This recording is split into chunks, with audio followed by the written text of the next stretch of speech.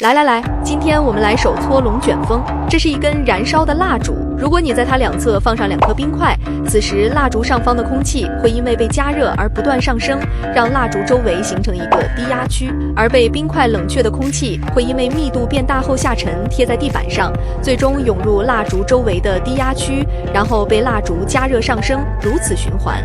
如果你放置更多冰块，那蜡烛四周都会被冷空气包围，最终就会形成一个空气从四周涌向中间，再被蜡烛加热上升的循环。此时，如果你在边上吹一口仙气，那这套空气循环就会获得一个侧向的力，原本垂直上升的气流就会开始旋转，变成气旋，气旋又会带动周围的气流旋转，速度就会越来越快。那么恭喜你发现了龙卷风的基本原理。如果你将这一整套装置带到漂亮国广袤的平原上，被炙烤的大地就相当于那根蜡烛，四周温度较低的树林湖泊就相当于冰块，再配合地球的自转，气旋就会慢慢产生且不停壮大。一旦气旋的时速超过约130公里，那么恭喜你，你就手搓出了超大型龙卷风。